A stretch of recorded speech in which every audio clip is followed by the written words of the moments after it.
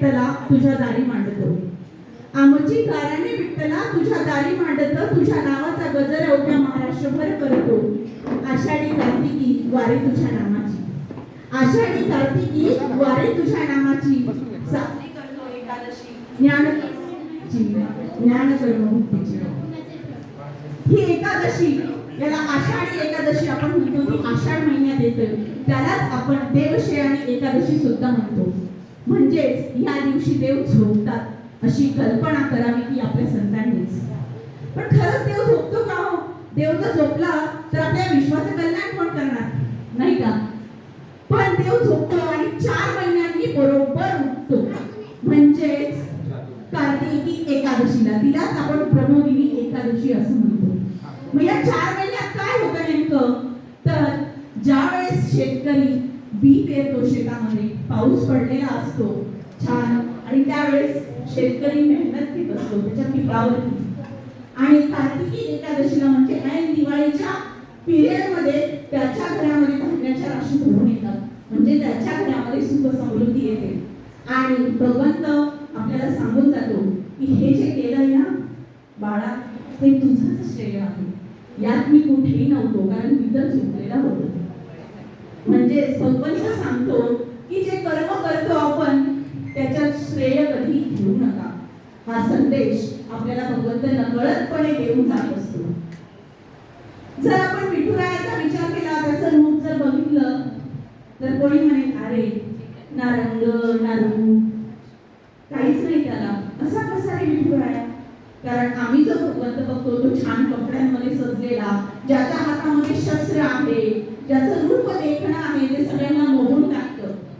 पण या विठुरायाने सुद्धा त्याच्या रूपामागे सुद्धा काहीतरी संदेश दडलेला आपल्याला दिसून येतो। त्याने एवढा काळा रंग धारण केला आहे। काय आहे काळ्या रंगात? काळ्या रंगाचा कामाला सगळ्यात मोठा द्वेष असतो, पण तो विठुराया आम्हाला काळा सांगतो, आम्हाला आई काळी असली तरी सुद्धा चालते, कारण ती आई असते। आणि या विठुरायाचं रंगरूप असं आहे, त्याचं दुसरंच सांगायचं म्हणजे एकमेव असा भगवंत आहे ज्याने हातात शस्त्र घेतलेलं नाही। आपण जर बघितलं प्रत्येक भगवंताच्या हातामध्ये शस्त्र आहे, मग याने शस्त्र घेतलं नाही कारण त्याला विध्वंस नको आहे, त्याला प्रेमाने, मायेने, समतेने, आपल्या करुणेने सगळ्यांना जिंकून घ्यायचं आहे आणि भक्तांना सुख समृद्धी द्यायची आहे। असं म्हटलं जातं की विठोबा हा श्रीकृष्णाचा एक रूप आहे। आपल्याला कुब्जेची गोष्ट माहिती असेल की श्रीकृष्णाने कुब्जेचा उद्धार केला होता, त्याला अनुसरूनच ती गोष्ट आहे। मथुरेमध्ये कुब्जा नावाची एक दासी होती जी कंसाच्या राज्यामध्ये होती। ती जन्मताच शरीर तिचं 3 ठिकाणी वाकलेलं होतं, म्हणजे ती अशी वाकलेली होती, कुरूप होती दिसायला एकदम, आणि ती तिथे मात्र काम तिचं खूप छान होतं, कारण कुठनं सुगंधी लेप आणि सुगंधी तेल बनवण्याचं काम ती मथुरेमध्ये करत होती। मग असं काम करता करता एके दिवशी ती कंसाला तो लेप, चंदनाचा लेप लावण्यासाठी ती घातली होती रस्त्याने, आणि त्याच वेळी बलराम आणि श्रीकृष्ण हे कंसाला मारण्यासाठी त्यांनी नकळत याच्यामध्ये मथुरेमध्ये प्रवेश केला होता। मग त्यावेळेस श्रीकृष्णाने बघितलं, तिला खूप आस होती श्रीकृष्णाला भेटण्याची, आणि तिला अगदी चालता चालता त्याचं दर्शन झालं, आणि श्रीकृष्णाने तिला असा पाठीवर हात ठेवला आणि हात मारली, हे सुंदर आहे। ती म्हणाली मला असं सुंदर कोण म्हटलं, मी तर किती कुरूप आहे। मग त्यावेळेस श्रीकृष्णाने आपले दोन्ही पाय तिच्या पायावर ठेवले, तिची हनुवटी वर उचलली, आणि ती खूप जी कुबड होतं तिला ती ठिकाणी ती अगदी सरळ झाली आणि अतिशय सुंदर झाली। त्याच्या आधी तिने काय कृती केली होती? तिने विचारलं, श्रीकृष्णाने तिला विचारलं असं की हा जो लेप तू आम्हाला लावशील का? मग तिने श्रीकृष्ण आणि बलराम दोघांना तो चंदनाचा लेप लावला, आणि तिच्या भक्तीने श्रीकृष्ण खुश झाले, आणि त्यांनी तिला न मागताच घेऊन टाकलं ते सौंदर्य। म्हणजे भगवंत आपल्याला काय सांगतो, मला तुझं सौंदर्य नकोय, तुझ्या जवळ काय आहे, तू कुरूप आहे, कसा आहे हे महत्वाचं नाही, माझ्यासाठी तुझी भक्ती जी आहे, मनोभावे केली ती खूप महत्वाची आहे। नाहीतर मग संत तुकारामांनी म्हटलंच नसतं, सुंदर ते ध्यान उभा विटेवरी कर गटावरी ठेवली। त्या भगवंताला सुंदर म्हटलंय, म्हणजे तो किती सुंदर असेल, कारण असं म्हणतात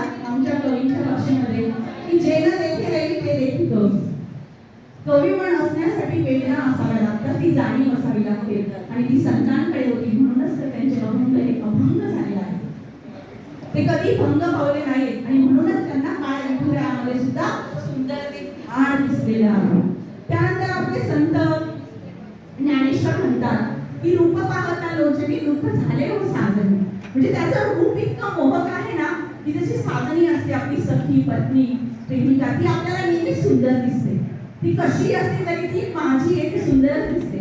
तशा प्रकारे विठूचं रूप तू कसाही असला दिसायला तरी सुद्धा तू सुंदर आहेस, कारण तू आमचं कल्याण करणार आहेस. आणि म्हणून ह्या जगामध्ये या पृथ्वीतलावर एकच भगवंताला आपण माऊली म्हणून संबोधतो, ते म्हणजे विठुराया.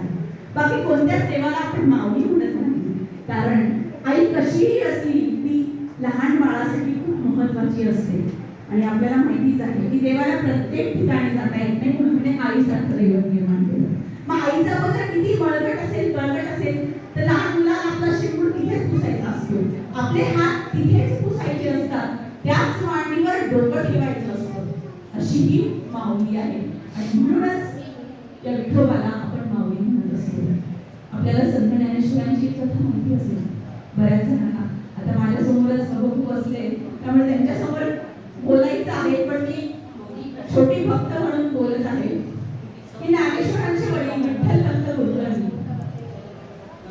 ते पूजा पाठ यामध्ये राहायचे, म्हणजे ते रात्रीने ब्राह्मणच राहायचे. परंतु त्यांना या संसारामध्ये मुलीच रस नव्हता. त्यांना वैराग्य घ्यायचं होतं, त्यांना संन्यास घ्यायचा होता. पण तरी सुद्धा त्यांचं ते पैठणचे राहणारे होते आणि आळंदीच्या रुक्मिणी देवीशी त्यांचं लग्न झालं. आणि मग रुक्मिणी देवीला त्यांनी एक दिवशी म्हटलं की मला काशी यात्रेला जायचंय. रुक्मिणीला वाटलं चांगलं काम करायला जाते देवाचं, ते परवानगी दिली आणि ते काशी यात्रेला गेले. आणि मग काशी यात्रेला गेल्या त्यांच्या मनामध्ये ते होतं की मला संन्यासच घ्यायचा आहे. त्यांना एक गुरु भेटले स्वामी रामानंद आणि त्यांनी इच्छा बोली दाखवली की मला स्वामी मला संन्यास घ्यायचा आहे. त्यांनी एक प्रश्न विचारला, तुझ्या मागे कोणी पोरं बाळ वगैरे तुझ्या मागे काही संसार? ते त्यावेळेस खोटं बोलली, नाही माझ्या मागे कोणीच नाही. मग त्यावेळेस त्यांनी संस्कार केले संन्यास घेण्याचे आणि त्यांना संन्यास दिला. आणि मग स्वामी रामानंद एके दिवशी आळंदीत आले आणि त्यावेळेस ही जी रुक्मिणी होती त्यांची पत्नी, ती त्यावेळेस अश्वत्थ झाड म्हणजे पिंपळाच्या झाडाला फेऱ्या मारत होती. आणि त्यावेळेस त्यांनी तिला फेऱ्या मारून झाला आणि तिने त्यांचा नमस्कार केला. त्यांनी आशीर्वाद दिला की पुत्रवती भव. ती थोडी हसली आणि दुःखी झाली, तिचे अश्रू गळाले. मग त्यांनी तिला कारण विचारलं की का? हो माझे पती जे आहेत माझे धनी त्यांनी तिथे संन्यास घेऊन बसले आहेत आणि तुम्ही मला आशीर्वाद कसा देता की पुत्रवती भव म्हणून? मग त्यावेळी तिने वर्णन विचारलं की काय तुझ्या पतीचं वर्णन आहे. मग त्यांनी ओळखलं की हे दुसरे तिसरे कोणी नसून हे विठ्ठलपंतच आहे. ते तात्काळ काशीला गेले आणि विठ्ठलपंतांना सांगितलं की तू गृहस्थाश्रम स्वीकार. आणि ते लगोलग स्वामींची आज्ञा म्हणून पुन्हा गृहस्थाश्रमामध्ये आले आणि त्यांनी गृहस्थाश्रम स्वीकारला. आणि त्यानंतर मात्र काही कर्मठ सनातनी ब्राह्मणांनी त्यांना वाळीत टाकलं, कारण का ही संन्यासाची पोरं असं म्हणून त्यांना हिंवायला लागले. कारण त्यांनी संन्यास घेऊन कुणी परत याचं काम हे धर्मशास्त्रामध्ये लिहिलंय असं त्यांचं म्हणणं होतं. आणि मग ते पुन्हा आले आणि मात्र त्यानंतर त्यांना 3 अपत्ये झाली. येऊळी ज्ञानदेव सोपान मुक्ताई. मात्र त्या मुलांची गुंज करायची जेव्हा वेळ आली त्यावेळेस त्यांनी नकार दिला. समाजाने त्यांना नकार दिला, वाळीत टाकलं की नाही तुम्ही गुंज करू शकत नाही, तुम्ही बाटलेले आहात, तुम्ही संन्यासाची पोरं आहात. मग त्यावेळेस यावर उपाय काय? यावर उपाय म्हणून त्यावेळेस विठ्ठलपंत आणि रुक्मिणी यांनी देहत्याग केला. प्रयागावर गंगा यमुनेचा जिथे संगम होतो प्रयाग, तिथे त्यांनी देहत्याग केला आणि माझ्या मुलांना आमच्या नंतर चांगलं जगता यावं म्हणून त्यांनी देहत्याग केला. आणि त्यानंतर सुद्धा मग त्यांना शुद्धीपत्र हवं होतं सगळं भावंडांना विठ्ठलपंतांच्या की आता तरी आम्हाला मुंज करू देत म्हणून. मग त्यावेळेस तरी सुद्धा समाज त्यांना स्वीकारायला तयार नव्हता. मग त्यावेळेस ते आळंदीला गेल्यानंतर त्या एकाने विचारलं की तुझं नाव काय? संत ज्ञानेश्वर म्हटले माझं नाव ज्ञानेश्वर. अरे तुझं ज्ञानाचा ईश्वर, तुझ्याकडे कोण काहीच वाटत नाही. मग त्यावेळेस तिथे एक रेडा होता, एक माणूस घेऊन जात होता. म्हटलं अरे हा रेडा नाही, याचं नाव सुद्धा ज्ञानेश्वर ठेवलंय म्हणे आम्ही. मला सांग म्हणे तू याच्या तोडून काही बोलून घेशील का म्हणे. मग त्यावेळेस संत ज्ञानेश्वरांनी त्या रेड्याच्यावर फक्त हात ठेवला मायेने आणि त्याच्याकडून ऋग्वेदातील वेद बोलून घेतली आणि त्यावेळेस समाजाने त्यांना शुद्धीपत्र दिलं, ती मान्यता दिली की नाही खरोखर ही जी व्यक्ती आहे तिच्यात काहीतरी देवत्व आहे. तेव्हा मग समाज त्यांना थोड्या थोड्या अंशाने का होईना स्वीकार करू लागला त्याचा. त्यानंतर दुसरी गोष्ट आपल्याला माहितीच आहे की त्यांनी एका भिंत चालवली, हे आपण ऐकलं असेल संत ज्ञानेश्वरांनी. हे सगळे चमत्कार आहे फक्त भगवंत कृपेने होत असतात. कारण भगवंतावर जर आपली निष्ठा असेल, प्रेम असेल, भक्तिभाव असेल तर भगवंत आपल्याला नक्कीच देत असतो. म्हणून म्हणतात की श्रद्धा ठेवा देवावरी, विठू भेटेल देवात. आणि तो आपल्याला नक्की अनेक रूपांमध्ये भेटत असतो. आपण प्रत्येकाने आतापर्यंत आपण जीवन बघितलं ना की आपल्यावर अनेक संकट आली, असं कुठेच नसेल की जगात कसलंच संकट नाही. तर त्या संकटाच्या वेळी आपल्याला कुणीतरी एखादी XYZ व्यक्ती मदत करू लागते आणि ती नंतर आपल्याला पुन्हा कधी भेटत सुद्धा नाही. म्हणजे त्यावेळी आम्हाला नक्की भगवंत भेटायला आला आहे याची प्रचिती जर आपण त्या अंगाने बघितलं तर ही नक्की जाणीव होते. मला तर बऱ्याचदा म्हणून मी एवढं ठामपणे बोलू शकते. आणि म्हणूनच ह्या भगवंताकडे मागणं काय मागायचं की हे भगवंता, तुकाराम म्हणतात की हेची दान देवा देवा तुझा विसर न व्हावा, की तुझा विसर आम्हाला होणार नाही. आणि भगवंताने तशी व्यवस्था करून ठेवलेली आहे. कारण त्याने जन्म आणि मृत्यू त्याच्या हातात ठेवलेला आहे. कोणाला कधी जन्माला घालायचं आणि कधी वर न्यायचं हे मात्र त्याने त्याच्या हातामध्ये ठेवलेलं आहे. आणि माणसाने कुठली प्रगती केली तरी शेवटी आपण त्याच्या चरणीच लीन होणार आहोत. आणि या एकादशीचं सर्व सार्थक म्हणजे वारी म्हणजे नुसतं चाललं नाही पाहिजे. आणि आता काही काही लोक तर मी सांगेन मॉर्निंग वॉकला म्हणून वारीला जातात. फक्त मॉर्निंग वॉक व्हावा, आमचा 4-5 किलोमीटर 5-7 किलोमीटर जातात, त्या वारीमधून चालतही नाही, बाजूनेच चालतात.